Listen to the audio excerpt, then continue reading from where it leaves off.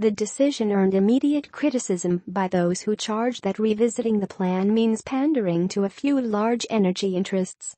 In a notice published Thursday, the Bureau of Land Management, BLM, said it would review land use provisions in the federal sage-grouse conservation plan, which limits new development on some of the sage-grouse's range in 10 western states and defines ways to expand its habitat there.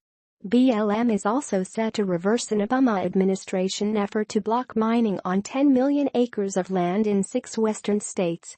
The ban was part of the administration's efforts to protect the sage-grouse. The announcements are the latest development in the goal to protect the sage-grouse, a distinctive chicken-sized bird characterized by its unique courtship rituals. Conservationists and environmentalists have urged federal and state governments to take action to protect the grouse, which has seen its population fluctuate throughout the West.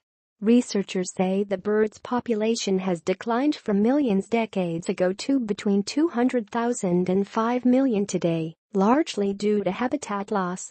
The sage-grouse lives in the threatened sagebrush ecosystem.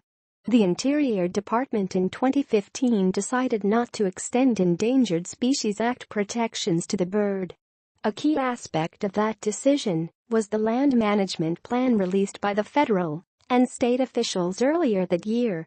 The plan, which came after several states had launched sage-grouse conservation efforts of their own, limits development, including that of the oil and gas industries, on federally owned sage-grouse territory in 10 states. Drillers, ranchers and conservatives raised concerns with the plan, saying it was too expansive. Interior Secretary Ryan Zinke ordered a review of the sage-grouse plans earlier this year, and in August, released a report calling for changes to several sage-grouse preservation strategies.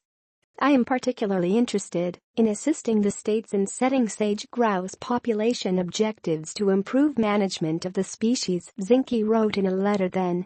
I also believe we should examine a program to enhance scientific research.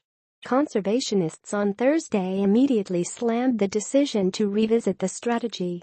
This was a plan crafted by the states, and it didn't need the heavy hand of the federal government, so let's call it what it is, pandering to a few large energy interests and anti-public lands advocates that didn't get what they wanted when this plan was sealed in 2015, said David Yarnold, the president and CEO of the Audubon Society.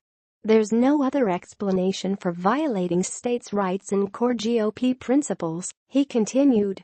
BLM's review of the conservation plans covers California, Colorado, Idaho, Nevada, Oregon, Wyoming, North Dakota, South Dakota, Utah, and Montana.